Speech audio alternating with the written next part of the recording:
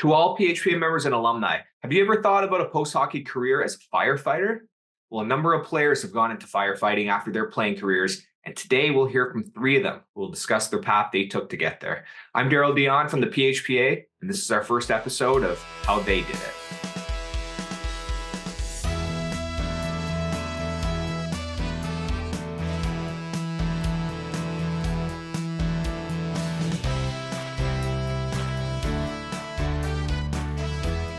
Well, thank you guys for being part of our first ever episode of How They Did It. So here to discuss their hockey journeys and how that led to post-hockey careers in firefighting is captain of the Delta Platoon from the Waterloo Fire Rescue Service in Waterloo, Ontario, Jordan Willis. Got from the City of Rome, New York Fire Rescue Service, Tim Sestito. From the Town of Oakville, Ontario Fire Rescue Service, David Broll. So guys, thanks again for joining us. So maybe just give a brief overview of your hockey journey and your pro career. Sure, I'll kick it off. Yeah. Thanks for having us. It's a pleasure to be here. I started my career in Dallas's system and for 3 years. So I spent about 3 years predominantly in Kalamazoo, playing for the Michigan K-Wings. And following that, made my way down south, was in Louisiana. And that was really when I discovered that Plan B was going to be important. So that was when that took place, and decided that I'd pursue the firefighting. After a year in Baton Rouge, spent a couple years in Britain, in Nottingham. And then for my final year, I was in Roanoke, Virginia. Yeah, my career kicked off in Greenville, South Carolina. My first year was in the ECHL. I spent pretty much two seasons there. And then 8 years, started with the Oilers, in their minor league system, a couple seasons, got traded to the Devils. And so then, 8 seasons in the American League, predominantly, handful of call-ups here and there.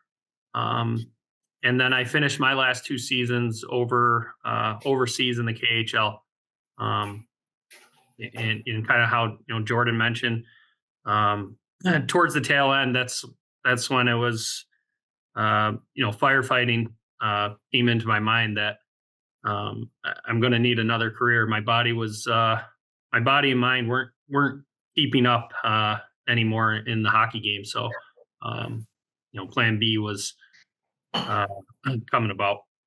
Yeah. Hey guys, as Jordan said, thanks for having us. That's it's pretty cool that a couple other guys here that have been in the same boat and have different journeys. But I appreciate you having us on. I did the OHL route in junior. Then I got drafted by Toronto. So I was with their system for a bit. Was lucky enough my rookie season to play a few games with Toronto, and then kind of just bounced around the AHL and then the East Coast as well. First time fire kind of came to mind is when I got sent down to the East Coast League. Maybe I was like, maybe I don't think I'm as good as I am. So I kind of bounced around the East Coast League, signed up for the firefighting and the Festi program there in Toronto with a couple other buddies. And I got on it early, actually, when I was about 22. Finished the pre-service and kind of just sat on it for a bit once the exams were done. Still wanted to play for a while. And then, as these other guys mentioned, the tail end of the last couple of years of my hockey career, I started kind of patting down the resume a little bit and trying to look at options, life after hockey. But East Coast AHL, a little bit of NHL. I went to England just like Jordan did there. I went to Coventry for a bit, and they offer a school program there as well. So I was halfway through the school program before I got hired on Oakville. So I actually didn't finish that yet, but that's kind of the journey I had before I hung up the skates. Did you always know that you wanted to be a firefighter following your hockey career, or did that come sometime along the way or even afterwards? So when did you know that this might be a real post-hockey career pursuit for you? Yeah, like Dave said, for me, it was firefighting was always something for me in the back of my mind. It was active. I think a lot of kids, that's something that can be in their back of their mind when they're growing up, something they want to do afterwards. And like Dave alluded to, I spent 3 years in Dallas's system, and then on the drive down to Louisiana to the coast, I was thinking that a Plan B might be, something I better start to think about. So when I got to Louisiana, I signed up for a part-time course, an EMT course. I wasn't sure at that point what I wanted to do, but I liked physiology and anatomy and had taken a little bit of that at university. So I wasn't sure, but in that class, there was some firefighters.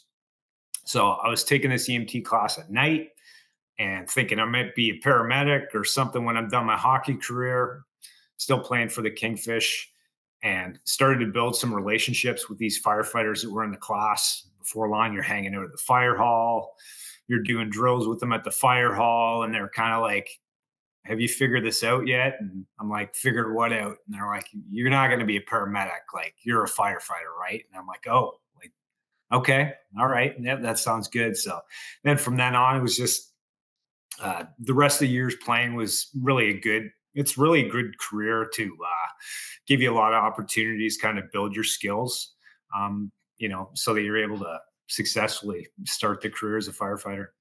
My father and grandfather were firefighters. So growing up, I was exposed to it at a young age, kind of just always stopping by and visiting. But it really, when you're a kid, you just want to be a hockey player. I think I was really first exposed to it. My first year in Greenville, I had friends that played for the Florida Everblades. And they had a great relationship with the fire department down there in Fort Myers. And I heard of former players getting on there or learning about it. And, we'll probably talk about it, but the transition from hockey player to firefighter, the whole team aspect, it's so similar. Just being on a team, it's kind of like you never left, playing hockey. Yeah, for me, it was like firefighting, policing. I actually did the NHL reffing program as well. So I did the combine for that. So I think the PHPA did an awesome job just having some opportunities for guys in our boat, kind of filling out what we wanted to do. But these guys know kind of what the gig is now. You're always learning, and it's an awesome team environment. Probably the closest thing to playing hockey and being in a dressing room, I would say personally. There's a lot of people that have stuff in common, a lot of different trade guys you work with, electricians, and just stuff you can always learn on, which is awesome because I didn't have many trade backgrounds, medical backgrounds, as Jordan mentioned, the EMTs. It's awesome to learn. While I was in the East Coast, yeah, I did some volunteering actually. So Greenville, later on, I think about 3-4 years ago, I reached out to the chief there, got to do some ride-alongs, and actually got to work a little bit of shift work with them. So we worked out some sort of a deal there that I think kind of opened the door up for a couple other players the following year that were going through the same situation, get their resume going and get some experience. And I think I hopped on the truck and the first day we had a fire. So I was removed from school from 5 or 6 years. And then I had the opportunity to kind of get hands-on. And that's really kind of when I sunk my teeth into it about 45 years ago. This is awesome, man. This is something I want to do. It's a good challenge. Keeps you motivated, and it keeps you there's always something you need to learn as well. Like, you're never going to be good at everything in this job, and as these guys can attest to, but you just try to get better and better each month that goes by and each tour that goes by. But yeah, as I said, PHPA did a great job kind of lining things up with the programs, and it was kind of a seamless transition. Nice. Well, Dave, I'll get to that in a second because I know you went through the Festi program, but I was going to ask, what type of training or education did you all have to get, and where did you get it? I can start with that one. I guess what you have to get may differ depending on where you're living or where you want to end up. But for someone that's just starting to get into it, you want to get Pro Board IFSAC certificates, NFPA 1 and NFPA 2. And there's a number of different schools that you can do that. Here where I am in Ontario, we've got Conestoga College, Southwest Fire Academy, Seneca, Lambton. I know, so plenty different Festi, of course. So it really depends on what kind of life situation that you're in.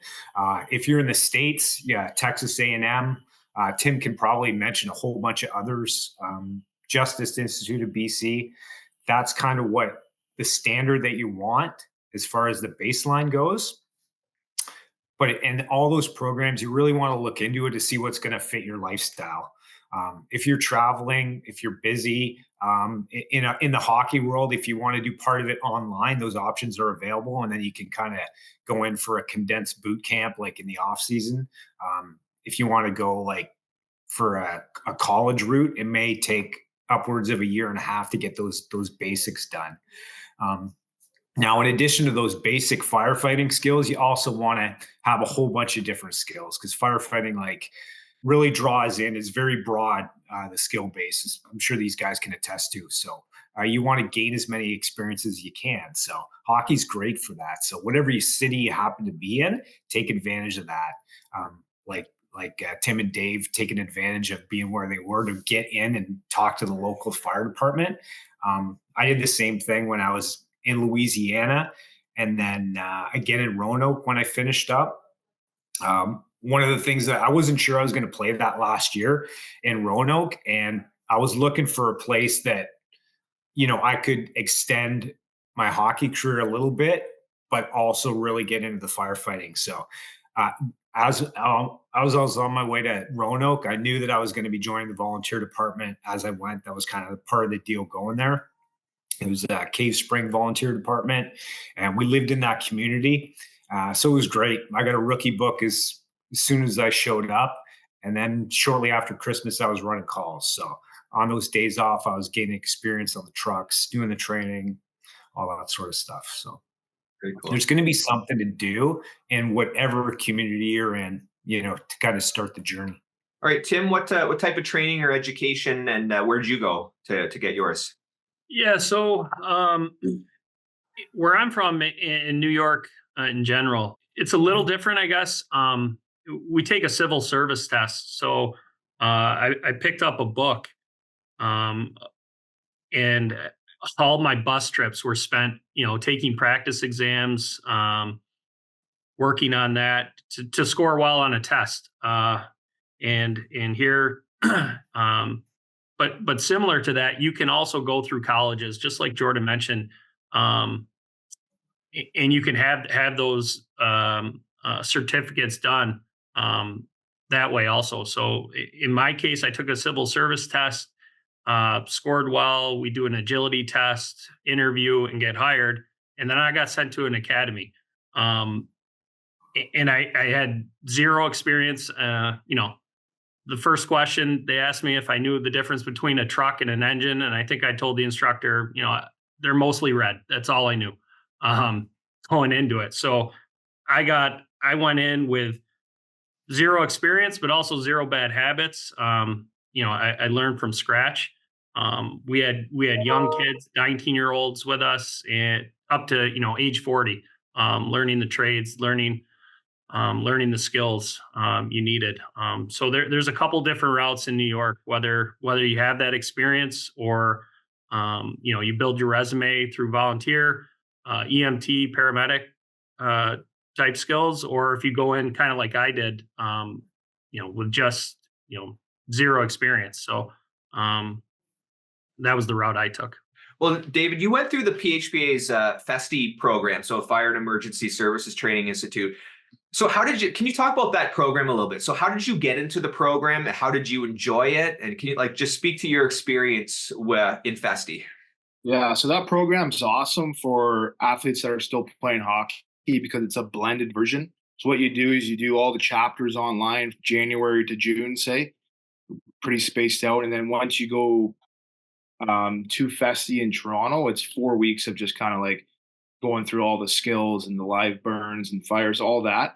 So it's actually benefits us because obviously athletes are still training in the summer. So you're only taking kind of 1 month out of that period of time you have for 3 or 4 months. So it's almost like it's sped up a bit, but it also gives you longer time to study from January to June rather than going there for 3 or 4 months and then you got to go play a season and you kind of won't be prepared because you won't be able to go on the ice as much, right? So they did a great job with organizing that program. As I said, we went with 12 or 13 guys who have been either in the East Coast, the AHL, NHL, and that part itself is just awesome. You get to meet a couple different guys, the US, Canada, that are all trying to kind of do the same goal. And so, as guys mentioned, some guys are stronger and weaker at other points. I didn't know as much going in that at all, to be honest with you. I didn't even know how to tie knots. And I got a lot of help from these guys. Just you just want to be a sponge and absorb everything from guys who may have more experience than you, right? So one thing I will say though is like, or we're all probably guilty of it, is when we're playing hockey, is you go for a workout, you go on the ice, you go home, you got the rest of the day, you don't do anything. Not maybe 2 or 3 years go by. What I learned kind of when I got older is if you're not doing courses like some of these guys mentioned, studying, you're gonna fall behind, because when your resume just says you're a hockey player, it's not gonna work anymore. It's too competitive to get into the fire service. So those summers we have 4, 5, 6 months, I was doing my EMR courses. I was getting my rope, water rescue, volunteering's huge as well. Community awards and stuff you can win during the season. That's only going to help your resume outside, because you got to stand out. I think we had about 800 applicants and they hired 20 people. So how do I stand out to the next guy if I don't have an EMR, so a paramedic background, or I'm not an electrician or anything? So I have to stand out with my volunteer work, with my courses, and just stay on top of that. So you have to go all in. If you go like half in, it's not going to happen for you. You have to really take it seriously, like you would have your professional hockey career as well. So whatever you put in your hockey career, all that time in the gym and on the ice, you have to kind of transition that to maybe more studying and courses to give yourself the best chance to get hired and get noticed ultimately. Well, Dave, that's a really good point. I was going to see if you could all talk about what the experience you went through, like the hiring and the interview process that you each went through. Like, how did you get on with your respective units? What do you think helped you land your job? And did your experience as a pro hockey player help you stand out and work to your advantage? So maybe just talk about your experiences with the hiring and the interview process, and any little tips or advice you can give for that aspect. Yeah.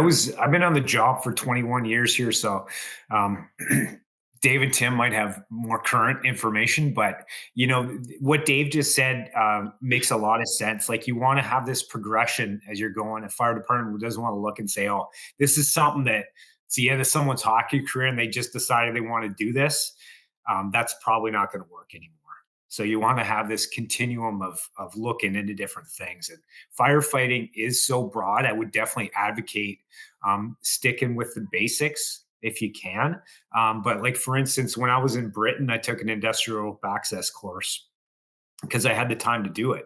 After practice, took a week-long course, rope access technician. And then I was able to hook on in that line of work. In Britain, and then also back in North America, we don't do a lot of technical rescue. But if you can take a course like that and then actually work in the industry, you get the work experience as well as the educational background. Same with driver's license. Yeah, you're going to have to upgrade your driver's license so you can drive a truck. So try to do that early. And then maybe in the summertime, you can pick up a part-time driving thing. So there's a lot of people that get their driver's license, but they don't have any driving experience. And there's a big difference between having your license and knowing how to drive a truck.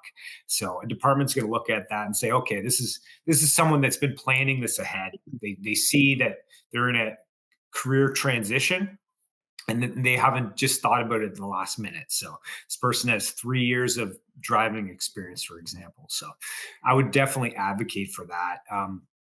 When I was going through the hiring experience, there's a physical that you have to do here in Ontario. There's a OAFI, and Dave can probably talk about that because that's run out of Festi. So that's a physical portion, as well as there's some skill testing and a written test. I'll let those guys talk about it because they'll be way more up to speed on it than I am. The interview process, you're going to want to draw on all the experiences, all the leadership experiences, all the stories that you had throughout your hockey career. And I would highly recommend probably like hiring an interview coach when someone gets to that stage. They're available, they can help out, and that can really help you stand out in an interview. Certainly here in Canada, it might be different in the States. Tim can probably allude to it, but and it doesn't matter. Like, really, you want to continue that education all through your firefighting career. So for those that are looking into the career and they're not sure they want to commit to it, I would just recommend just dip your toe in it. Listen to some podcasts, read some books, get down to the fire hall, talk to some firefighters. you may be able to take like a short course. It's not super expensive before you go all in on it. So, because the preparation is pretty expensive. So if you're not sure it's something you want to do, you're going to want to do a little bit of research, be diligent about it. There'll be probably a few different interviews that you have to go through when you get down to it, and don't be discouraged. It's a marathon, not a sprint. You're going to be building the skills through the whole course of your career. Like, we continue to train every day. We're always learning new things. So that's really what you want to keep in the back of your mind. Like, don't be focused on building a resume. Just focus on being good. Like, just do the skills. Be as broad as you can, and organically your resume will build itself. And then you want to keep that attitude like through your career. You don't just want to get the job and that's the end. That's really just a start. And then you've got the rest of your career to continue to build your skills. So. Thanks, Jordan. That's some great answers. Tim, maybe you weigh in on your experience. Yeah. So, in my interview process, I think I really tried to highlight the fact that the only thing I really knew was being part of a team. I've been a rookie, I've been a leader, I've been everything in between. And especially when you're coming into something, I think I really emphasize the fact that you're trying to earn the respect of the people that were there before you, that they can count on you when they need you. I think there was concern. I'm from a small town, 30,000 people. So people knew my hockey career and my brother's career. And kind of how Jordan mentioned that, I think there was concern that I was just doing this, just for show, and that I didn't really, want to do the job, or would I think I was too good for the job or something like that. So, I really emphasize the fact that I want to be there. I want to show these guys that I can be counted on, that I'm ready to do the job, whatever it is. It's coming into it. You think it's just you're running in to houses, burning buildings, carrying women and children out on your shoulders. There's a lot more of this job that I didn't know. And I love literally every second of going to work. But I had to emphasize the fact that, I wanted to do this, and I've been part of a team. I'm not too good to scrub the toilets in the morning or do the morning chores that we have to do. Every part of it, I was there for. And that was kind of, in my interview process, my main part I tried to get across to the chief, who he told me right away, he's like, listen, I don't even watch sports. I know you played hockey, but what are you going to do for the city of Rome if we hired you? So that was kind of my interview process. Very cool. Very cool. David, maybe go through your interview process and any advice you can give. Yeah, that's awesome. Those guys did a good job answering those. But just to touch on what Jordan said, like, interview coach, I wouldn't have got hired if I didn't have one. I believe I did a couple interviews without a coach, and then I paid the money. I just really sat down and really tried to make it so my answers are perfect. Took me about 6 months to get there. But I believe I wouldn't be here and sitting here today if I didn't have that help. Interviews in hockey are way different. We're talking about sports. Now they want to hear about your life. You have to sell yourself as not just a one-dimensional guy who's coming from a sport. What can you, as Tim mentioned, what are you going to do for your city or this town if they hire you? So that's where you want to have different avenues with medical background. And if you don't, that's why when Jordan said building up your resume over years, it's a marathon, because a lot of guys just stop playing at 30 and they think, oh, I'm going to apply 31. No, why don't you start at 25 and slowly get your way up to 28? Next thing you know, your resume and your skill set has gotten that much better. And then by the time you're about to finish hockey, boom, now you have a good foundation. And it is expensive, as Jordan said. So every course is $100 to $500 depending on what you do, right? So chip away and use that summer months. But my interview process I actually got thankful they did online for me because I was still playing. I was in England, and COVID kind of helped because they were used to the online interview process. So I got to do mine online, and then at the middle of the season, I actually retired from playing hockey in England to start a new job in January. So, but as you guys said, you can't just say, "Oh, I'm going to go for an interview and bang out of the park." There's so many people that have probably been trying to get on for 5-10 years that have 30, 40 interviews under their belt, and they're going to sound a lot better if you don't have experience. So you just got to kind of close that gap. But no, these guys said it perfectly, just kind of how to get there. And it doesn't happen like this. It's very discouraging when you don't get calls back from cities as well. That's one thing. We're all been in it, that it's been a no, no, no. Some people have had 100 no's, and then you finally get a yes. And then that's the rewarding part. But it's very easy to get discouraged about it. But you just kind of have to keep sinking your teeth in and email the Chiefs after if you don't get an invite back, and find out what else you can do, what else kind of skill set you can bring to the table for you to move forward in their process for next time, right? So that's kind of where what happened with me. Yeah, those are all three. Those are some amazing answers and some very cool insight that from your being pro hockey players. So, real quick, bottom line, how have you enjoyed being a firefighter thus far? I know, Jordan, you just mentioned you're 21 years in, but like so far in all your journeys, how much do you love it? Look, like, this is the best career in the world. Like, I enjoyed my time playing hockey, but I wouldn't trade any of my firefighting time even for hockey time. Like Dave said, it's like being in the dressing room every day. It is a lot of hard work. You have to swallow your ego a lot. There's a lot of mistakes to be made, lots of learning opportunities, but I absolutely love this job. Like, it's well worth all the effort that you put in. And the more you put into it, the more you're going to get out of it. Like, I really enjoyed playing hockey, like the preparation, the practices, the training. I really enjoyed that. And that's carried through into this career. Like, we train every day, we get a sweat on, stretching hose lines, raising ladders, forcing doors, dragging each other around the fire hall. Like, it's an absolute blast. Like, there's pickleball on the app floor, lots of activities outside as well. So like, you're really like a tribe, like in the hockey season, you get those bonds that are so tight.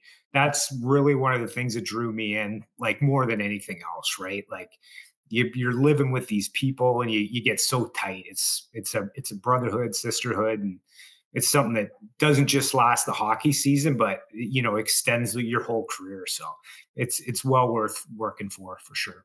Awesome. I mean, it's tough to add on to what he just said. Literally, perfect answered. I think when some retired hockey players you come by when I was still playing and visit, or you talk to them, I'd ask them, do you miss it? Do you miss the game? And a lot of them, it stuck with me. They didn't necessarily miss playing hockey. They miss being around the guys. They miss the time in the locker room, kind of yucking up what you did on the weekend, or, what happened at the bar last night, and the ball busting that goes on, in a hockey locker room. And so when people ask me, do I miss playing, I think they're kind of shocked when I tell them, no, it's been such a seamless transition from a hockey locker room into the fire department. You love, getting your balls broken by the guys. You feel like one of them. And like Jordan said, it's a brotherhood. Our families hang out together. We have kids the same age. And it's a brotherhood. Like, retired firefighters that retired before I even got on. We have clam bakes and different outings that we all get together and share stories about what they went through in the fire department, comparing it to how it is now. It's been a seamless transition. You go from 20 guys in a locker room to, we've got a department of about 100 guys. It's just been great. And I feel really blessed to be a part of it. I'm 7 years in now. It's gone really quick. I'm sure Jordan can attest to it. It just like your hockey career. Your hockey career is over in a blink. But I'm trying to enjoy each day. Going to the fire department, I've never not wanted to go. I'm excited. I go back tomorrow. We work 24-hour shifts, so we do all the training, we work hard, and then we have fun. It's been an awesome career. Awesome. Dave, you're kind of the younger in your journey there, but how have you been loving things so far? Yeah, I mean, these guys hit it out of the park there. But yeah, I'm just going to my third year, right? So I'm very new to this, different process than both Jordan and Tim here. But mine happened so quick because I was still playing hockey. I didn't have that like year or 2 year gap there. People are kind of like humming and hawing, maybe like, should I do this? What am I going to do? Mine happened like, hey, we need you to fly back from England tomorrow, and you're doing an evaluation on Wednesday. So it happened very quick, and it kind of not until I actually got my offer, I got to kind of digest it all in a little bit. But as these guys mentioned, it's next to none the transition from hockey to this. And I'm kind of with these guys. Like, I miss the locker room. I don't miss getting body checked by the big boys in the corner and playing 3 games in 3 nights. Well, I was usually scratched at least one of them, so I got a break. But it's a lot on your body. It's contracts year to year. It's very tough. It's very tough. But yeah, like training with guys or girls that you work with at the fire hall, competitive. And you have to have, these guys said, thick skin, because when your captain's been on 20, 25 years, and you've been on for 3 years, he's going to shoot some shots at you, right? And it's how you take it. But as Tim mentioned earlier, we were all rookies at some point. These guys led to be captains at some point. So we understand the transition and kind of what your role has to be. But yeah, I'm scrubbing toilets still 100%. Like I'm a junior guy on my crew. I'm scrubbing toilets. So be it. That's it. Right. So, but yeah, every day you go to work, like I used to get jealous of players that moved on. They were firefighters while still playing. I was like, man, I want to be that guy one day. You just got to sink your teeth into it. You got to go 100%, give yourself the best chance, stay encouraged. And then once you finally get that offer, it's unbelievable, the feeling and what you learn after every year, and you kind of just take it in. It's pretty remarkable kind of where you are from year 1 to year 3. I couldn't even imagine, Jordan, I think you said 20 years, like how much you've learned and still learning in 20 years, man. That's awesome for you. Congrats. But you still probably learning every shift from different captains and different firefighters, right? So, but definitely a humbling job for sure. And you're always helping people in shittier situations, right? People with medical calls, their houses on fire, cars on fire. It's awesome that you can lend a hand and do the best you can do. That's why training is important, to give, that's our job, to make sure these guys go home safe, our crew, but also take care of the public as well. So it's very rewarding when you get to give back in that sense. Awesome. Well, look, all 3 of you knocked every answer out of the park. So thank you so much for, for putting that much time and effort into your responses. I got one more for you. Just like what, and I know you've given a lot of fantastic advice throughout, but any other advice to current or former pro hockey players who might be considering a career in firefighting or even a similar field, or just maybe any advice in general from where you sit now to our current group of players? Sure. Yeah. Just to wrap it up, like, just dip your toe in if you're not sure. Look into it. Like, you've already kind of possess a lot of the skills that are attractive to a department that wants to hire a firefighter. Like, you're gritty. You've experienced leadership, both good and bad, that you can probably apply. You're used to applying your skills in a particular way physically. You're used to training those psychomotor skills that translate into action. Your ability to deal with stress and all that sort of thing. So you have the building blocks to be a great firefighter already. You just have to decide if you really want it. You really want to transition to that. So grab some books on firefighting. There's a zillion podcasts now. So it's easier today than it was when I started 20 years ago to look into it. There's conferences all across North America. Check it out. Go down to your local fire department and just check it out. Maybe you can attend a conference, and if you're not ready for the hands-on stuff, then maybe you can just sit on a lecture series. Start to build relationships, and you really feel if you've got a passion for it, you're probably going to know. And then go from there. And feel free to reach out. Ask some questions, and if it's something for you, you'll probably know it. Awesome. Yeah, I think both Jordan and Dave hit on this throughout the interview, but taking the little bites at the apple along the way, broaden your skills, and then just, I think how Jordan mentioned right at the end there, just reaching out, check in with your local fire department, take a visit, see what they're about. It is. I kind of repeating myself a lot, but it's a team. We probably all played on teams since we're 6, 7 years old. That's all we know, kind of, is how to be a team player.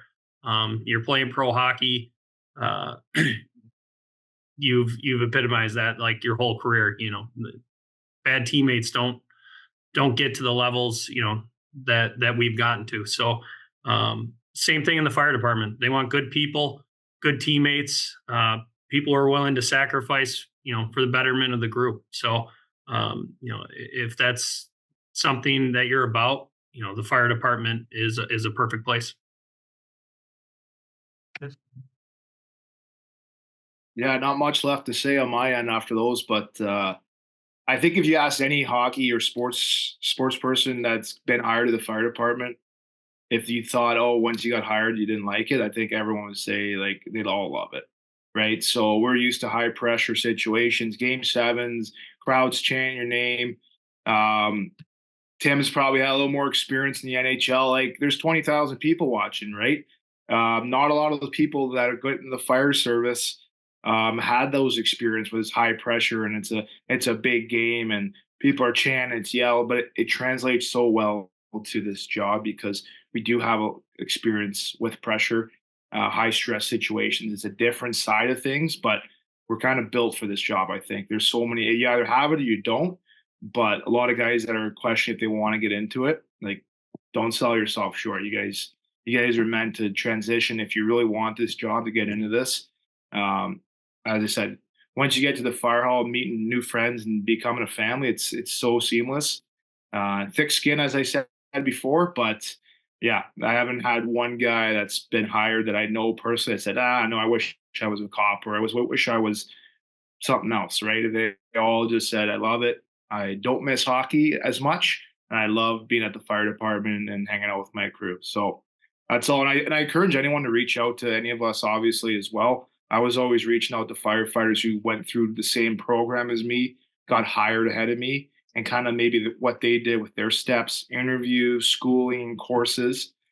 That's how I kind of got a better grip. I drove a couple guys nuts because I was always texting them. But at the end of the day, if they'll appreciate it, the effort that you're putting in, that you really want to take this seriously, right? So, but yeah, that's kind of it. Everyone else said all the points. If any current or former players that are listening to this and watching, if you're interested in a career in firefighting, I'd say please call the PHPA office, reach out to our Career Enhancement Program Coordinator, Steve Carney. He can help set you on your path. So thank you guys again for your time, sharing your experiences. Your responses were fantastic, and that's how they did it.